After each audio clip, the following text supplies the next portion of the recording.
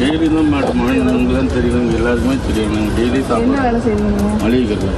கோயில் வளாகத்துக்குள் முட்டையோடு பிரியாணி சாப்பிட்டவர்களால் பரபரப்பு ஏற்பட்டது. திருவண்ணாமலை அண்ணாமலையார் கோவிலில் நாள்தோறும் ஆயிரக்கணக்கான பக்தர்கள் சாமி தரிசனம் செய்து வருகின்றனர். இந்நிலையில் திருவண்ணாமலை ராமலிங்கனார் தெருவைச் சேர்ந்த ரமேஷ் என்பவரும் அவரது மனைவியும் கோயிலுக்குள் உணவு பார்சல் வாங்கி வந்து சாப்பிட்டனர்.